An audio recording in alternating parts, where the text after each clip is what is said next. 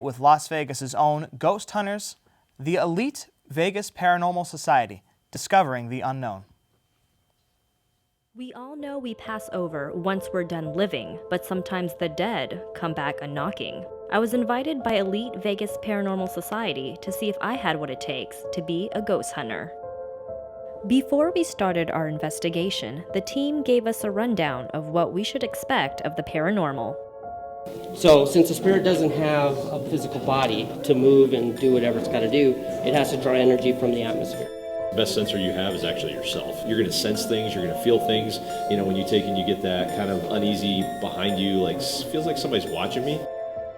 After talking with the team, I felt like I was ready. So I'm here at Bonnie Springs Opera House, getting ready to conduct an investigation to see what we can find. And I have my handy dandy EMF meter. Let's see what we get. Oh my God. Upon entering, I immediately wanted to leave. I don't feel too good in this room right now. Yeah, I had to leave because I felt really uncomfortable in there. At that moment, Joe came to unveil a dark secret. I came up here to tell you because I didn't want them to hear. It's happened to many people. Suddenly, activity escalated. It was right here. It just felt like a bug flew or something. After some encounters, we tried contacting the dead. This is what we heard. And that's exactly what we did. After exploring the rest of Bonnie Springs, our equipment glitched. Again? Yeah, it just stopped recording out of nowhere. Our EMFs spiked on objects.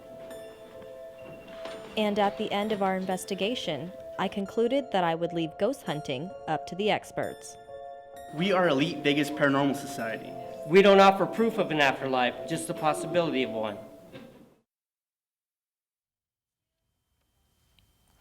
Wow, ghosts are scary. But for the most part, you can't see them. And that's what makes creepy clowns even scarier.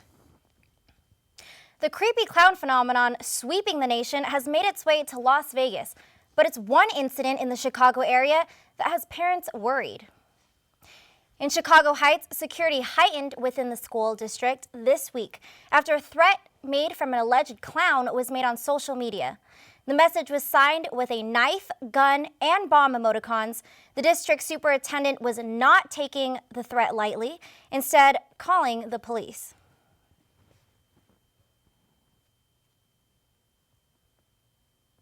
But when you're dealing with kids, and we're kindergarten through 8th grade, so we're dealing with young kids. So anything is important. You know, kid safety is first and foremost.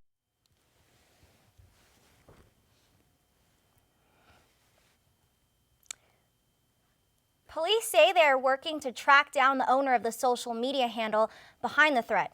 But similar threats have been made in other schools in the Chicago area, leading one to a forced lockdown. I can't wait until this clown stuff is over. Peter, how would you feel if this clown phenomenon hit Las Vegas? I'd imagine they'd take the same precautions. There'd probably be the police involved. There'd be lockdowns. And I don't know about you, and I probably speak for everyone, but I just cannot wait until this creepy clown fad phenomenon is just completely over. I think it's absolutely frightening. And it's disturbing. It is. And if I had a kid, believe me, if I had a kid and it was involved in a creepy clown school, I would just take him out and I would homeschool him for a little while. I mean, I completely agree with you. It's dangerous out there. I definitely would not have my children in school with this clown happening. Yeah, who could blame you? The numbers are terrifying. Sexual assault cases are underreported and the victims are ashamed. The primary prevention for sexual assault on college campuses is awareness and education. But some experts believe that saying no is not enough and women should fight back. Shakira Hawkins visits the UNLV police headquarters to find out why self-defense classes are important for women.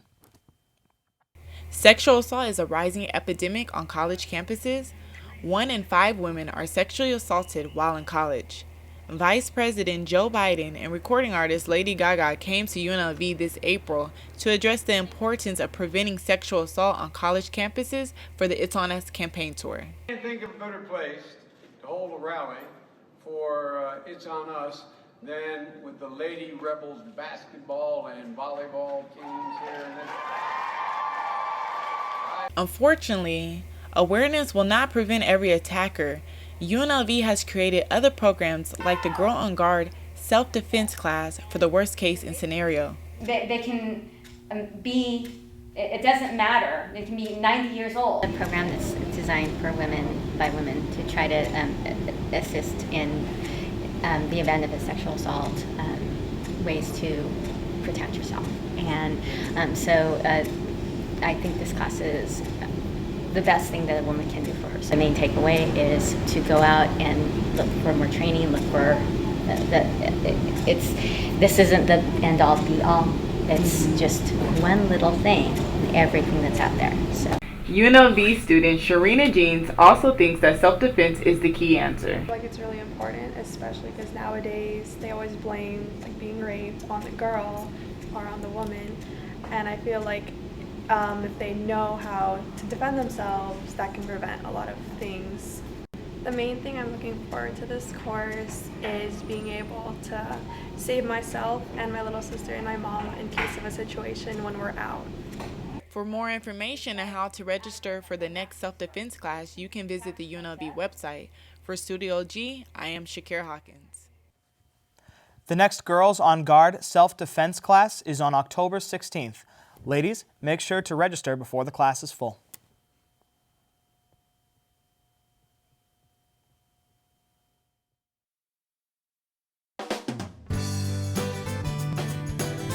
Your community's farmers market. Welcoming, lively, friendly. A place where neighbors and friends come together to celebrate their community. With over 50 vendors, organic, sustainable, fresh produce are available just for you. Support and buy local at Fresh 52. The show's name is the Rebel and Revolt Show. Pretty good show about, just someone who will actually talk about UNLV the way an outsider might feel. We talk about current events, we talk about politics, try to take an offensive swing with it. Sometimes it's hit or miss, but and we talk about, the little things in life that everybody laughs about. And we are the Rebels and we are revolting. My name is Jameson Wilk and I run the Rebel and Revolt Show, and you can tune in at therebelhd2.com. Good afternoon, Rebels. I'm Karina Perez, and I have your weather report for today. So today you're going to see a high of 91 degrees and a low of 69 degrees, and you're going to see lots of clouds here and there, but as it gets throughout the weekend, it's just going to clear up. You're going to have a high 80s, and then tonight, during the night, you're going to see a low mid 60s throughout the day. There is a dust advisory going on today because of all the constructions, and it is going to be windy today, tomorrow, so you're going to see a lot of dust, especially around construction areas going around. Now let's take a look at the weather from around the valley. So you're going to see it's going to be really hot, like in the middle of the valley, and then it's going to be around the 80s, mid 80s, high 80s. Throughout the valley. There is also a fire watch going on for today. There is a wildfire going on, so because of the winds, it is going to there's potential for it to spread around the valley and stuff like that, but just once the winds are gone, we should be in the clear for all of that. And then now let's take a look around the nation. You're going to see lots of rain going on around the country, especially up in the northwest part, over in Oregon, over in Washington, also Northern California. There's lots of rain, thunderstorms going on, heavy rain. And then just even throughout, there's still some rain going on in the south of the United States after Hurricane Matthew. There's also another hurricane forming in the Pacific, but it shouldn't hit the United States anytime soon. And that's all I have for you today. Now back to you, Peter and Catherine. Vice President Joe Biden arrived at Las Vegas yesterday to hold a rally in support of U.S. Senate candidate Catherine Cortez Masto. Idania Ramirez has the story. Let me introduce to you Vice President of the United States, Joe Biden. We are outside of the Culinary Union where U.S. Vice President Joe Biden is speaking in support of U.S. Senate candidate Catherine Cortez Masto. We have about a dozen, maybe hundreds of people here from the Culinary Union supporting Catherine Cortez Masto. We need to give her a Democratic majority in the Senate, right? The Democratic Senate candidate, along with the vice president, rallied supporters the day before the Senate debate between Masto and Republican candidate Joe Heck. Biden showed his support for Masto's initiatives to exercise women's rights, create equal pay for all, provide a pathway to citizenship, and he also spoke against the opposing Republican Party. Donald Trump and the Republicans, heck, they don't get it. They have no idea. This is a guy who said he rooted for the collapse of the housing market because that was good business. He could make money. Workers of the Trump Tower supported the event as a protest against Trump. I work for Trump and we're fighting for a better salary and for better treatment. We need all the injustices to end and we need to exercise the rights we have as workers. But Trump supporters also arrived at the rally.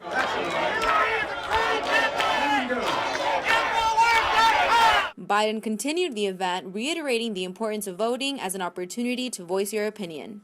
He motivated the crowd to vote for presidential candidate Hillary Clinton and Catherine Cortez Masto for U.S. Senate. Now, since Nevada is a swing state, we have a lot of people supporting the Republican Party, supporting the Democratic Party, but we will find out the results November 8th. Reporting for Studio G, Ivania Ramirez. Today is the one and only Senate debate between Democratic candidate Catherine Cortez Masto and Republican candidate Joe Heck. We will be bringing you the latest news about that debate next week. Nevadans will vote on 4 measures this November, question 2 being one of the most talked about. Check it out. The passage of Question 9 legalized medical cannabis 16 years ago in Nevada. Now, voters will face Question 2 on the ballot November 8th. The initiative would legalize recreational use of marijuana for residents at least 21 years old. In a September poll done by KTNV, 53% of Nevadans say they support legalization as long as it's regulated like alcohol. No on 2 is the leading campaign in opposition of the ballot, encouraging Nevadans to vote no. The Grassroots campaign is looking at other states who have already legalized. They argue that Nevada will see a growth in illegal cartels if Question 2 passes. Some other arguments include an increase in use by teens and accidental youth ingestions. A study done by the Journal of the American Medical Association Pediatrics shows marijuana exposure in young children increased by 150% in Colorado. More big names in opposition include Governor Brian Sandoval and Senate candidate Catherine Cortez Masto. After the break, Studio G reporter Rio Lakanlali talks marijuana with Guy Bertuzzi.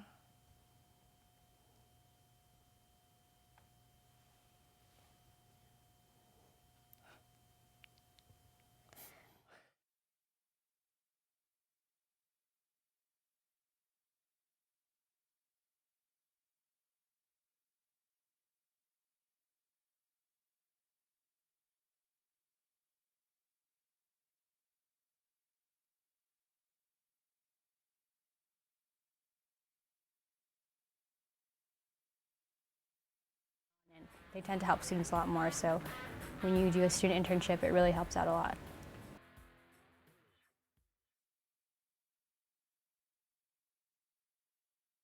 Station's great. You make friends, you gain skills, you learn how to do all this stuff with audio.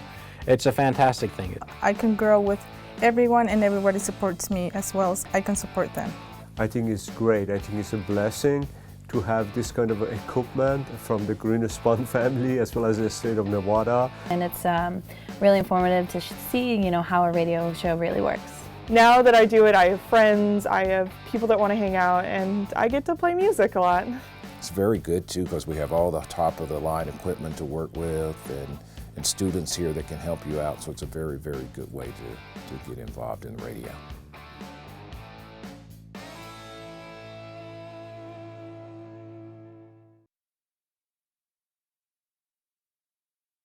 Back. Before the break, we heard the arguments opposing recreational marijuana in Nevada. Let's hear what the other side has to say.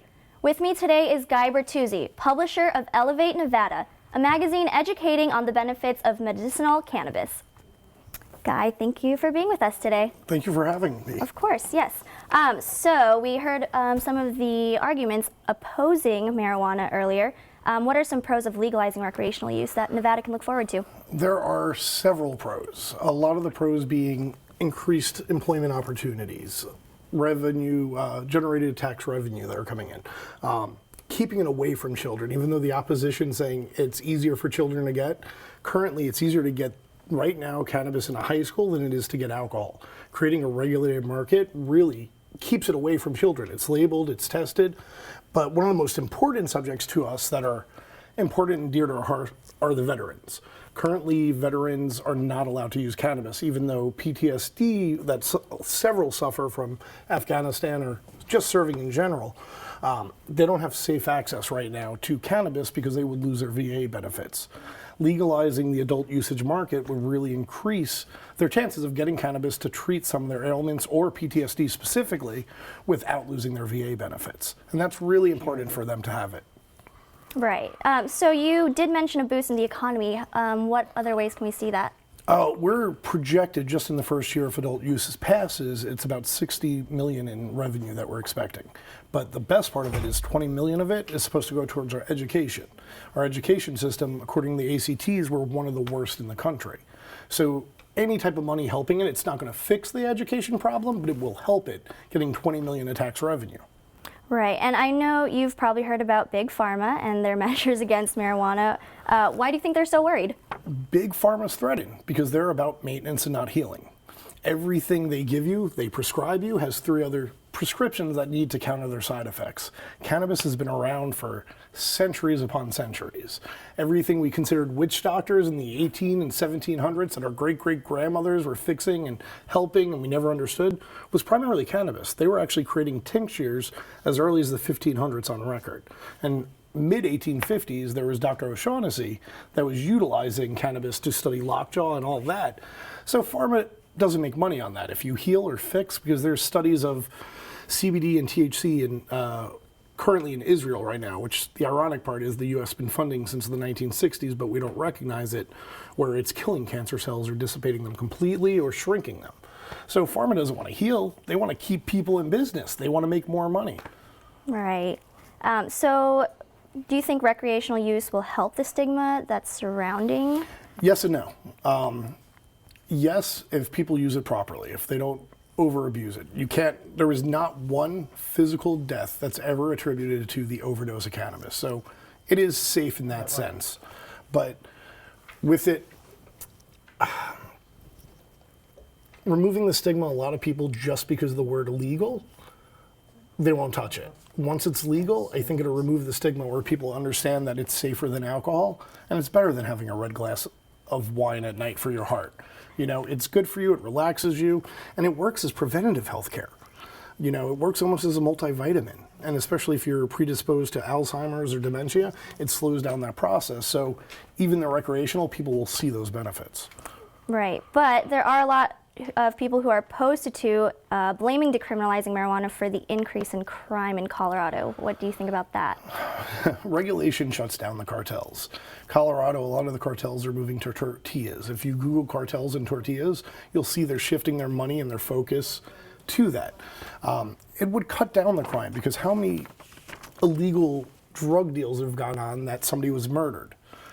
When you have a recreational and a legalized market, you're cutting that black market out, which should reduce crime. But anything could happen, to be honest. Right. So we are running out of time, but is there anything else you want to add? The opposition, I never thought I would see this, but the opposition tells a lot of lies. One of the things they're pointing out is that they look like Kit Kat bars and Crunch bars and gummy bears. Our state is taking the lead on it, creating lab testing, and one of the things is they can't have it in children forms. They don't look like gummy bears. They're going to be squares. Nothing looks like a Kit Kat or a Crunch. These are protected child safety bags. They are tested. There's no pesticides because the black market, they're growing with pesticides. And it's the safest access you could have. And the opposition, one of my favorite things is the opposition. I met Rob Campion in the MPP, and there's like, oh, it's not going to schools. And he has buildings of schools to prove that the taxes are going there. All right, well, let's see how question 2 does in November. We'd like to thank Guy Bertuzzi for joining us today. After the break, will be world news and things to do in Las Vegas this weekend.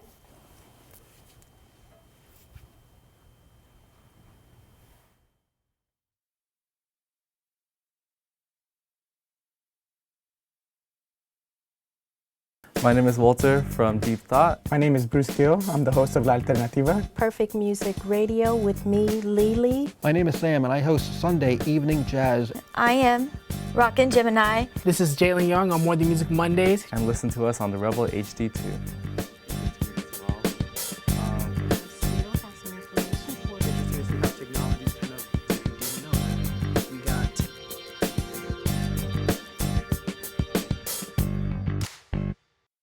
I really enjoy doing my show.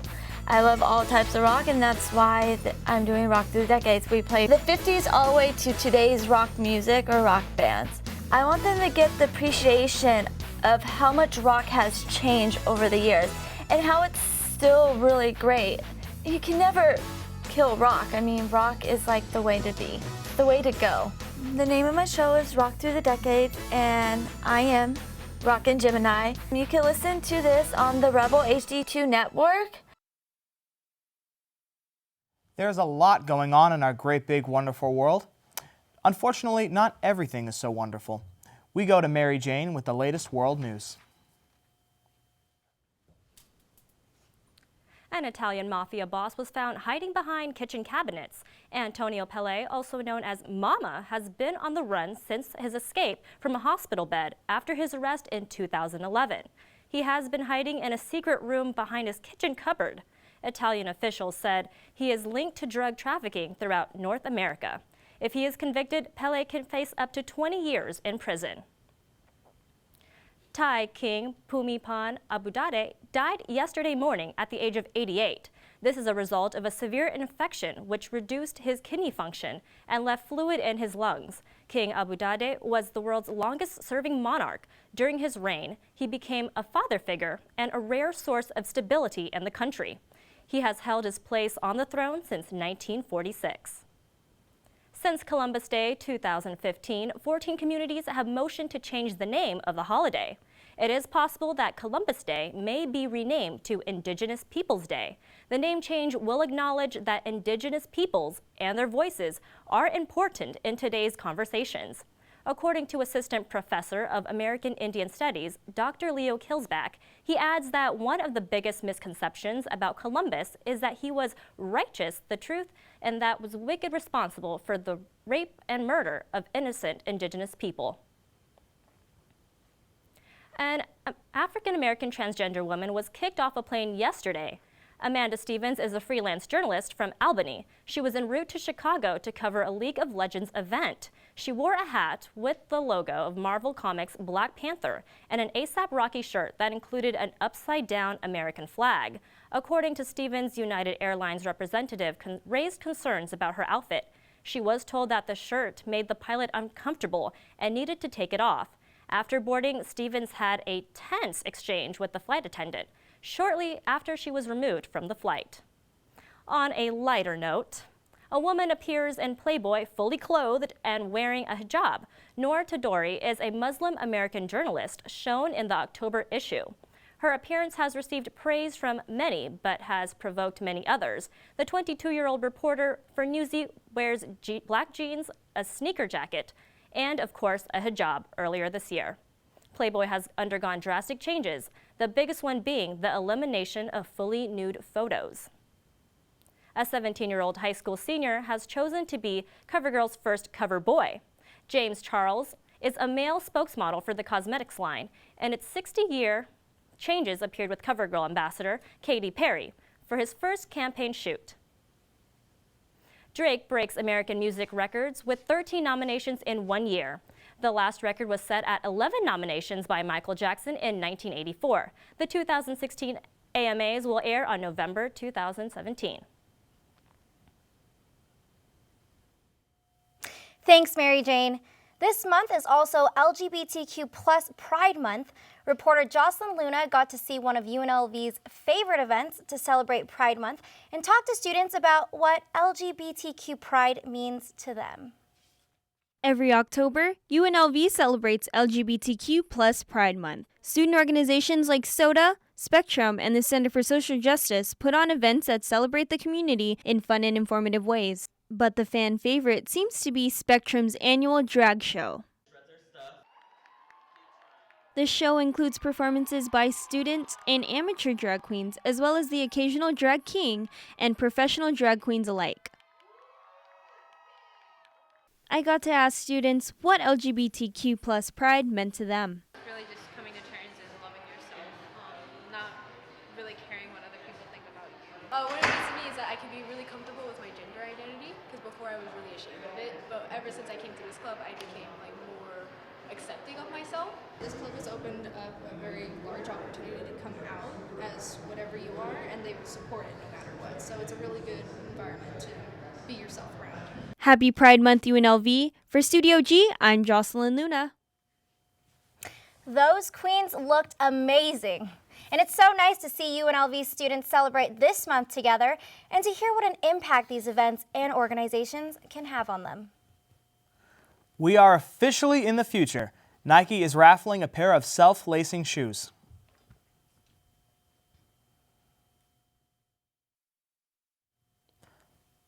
Those are definitely some cool shoes.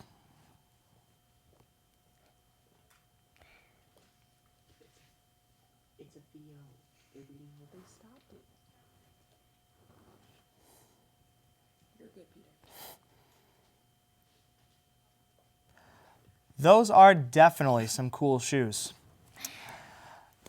I don't know about you, but the second those things become available, I am getting my pair.